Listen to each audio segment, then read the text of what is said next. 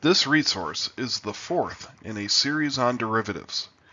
We will explain the concept behind derivatives and formally define them. We will discover how to find the derivatives of various forms of functions, including polynomials and trigonometric functions.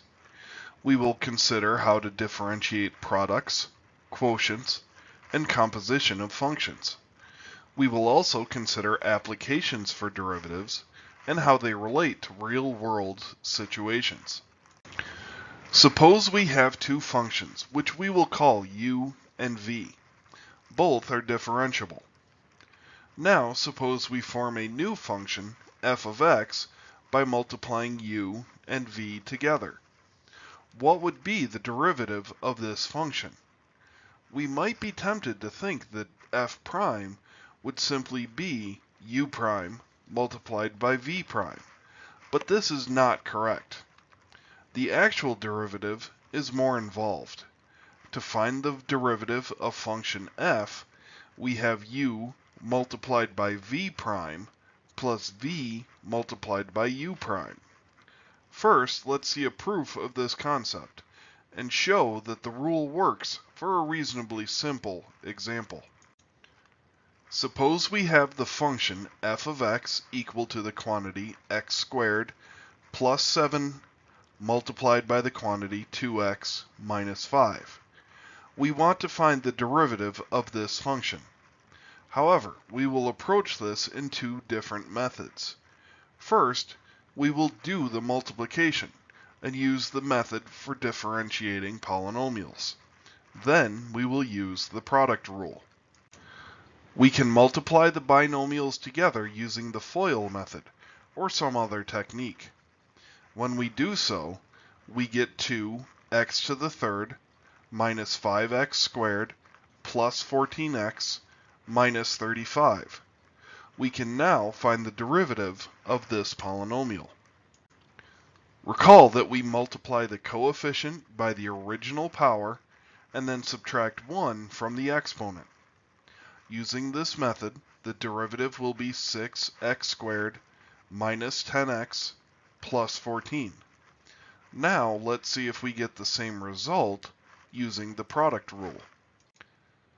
First, we need to identify the functions that we are multiplying. The function u is x squared plus 7.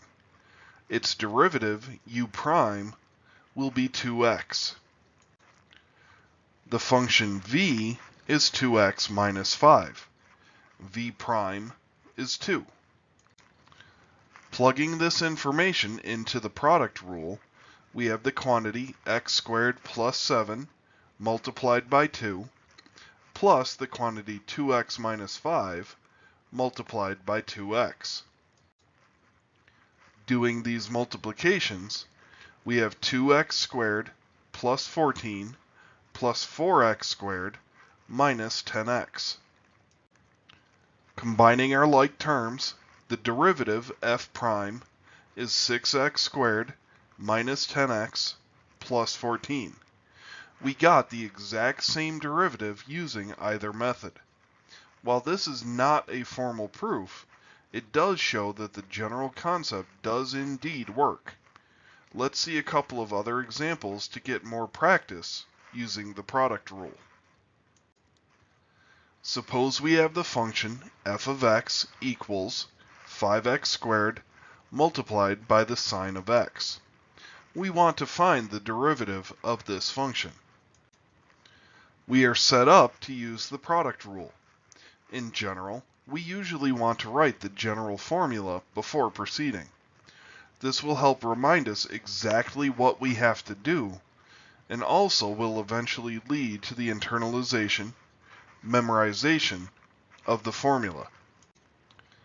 Our first function, u, is the 5x squared. The derivative, u prime, is 10x. The other function, v, is the sine of x. The derivative, v prime, is the cosine of x. Plugging into the formula, our derivative, f prime of x, will be 5x squared multiplied by the cosine of x plus the sine of x multiplied by 10x.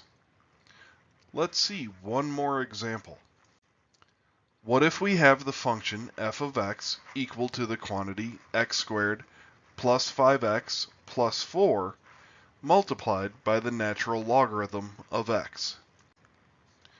Again, we write out the general formula for the product rule. We identify the function u as x squared plus 5x plus 4. The derivative of this function is 2x plus 5. We recognize the other function v to be the natural logarithm of x. The derivative of the natural log is 1 over x. Plugging into our formula, we have the derivative of f of x is the quantity x squared plus 5x plus 4 multiplied by 1 over x plus the natural logarithm of x multiplied by the quantity 2x plus 5. Multiplying through, f prime of x is x plus 5 plus 4 divided by x plus 2x times the natural logarithm of x plus 5 times the natural logarithm of x.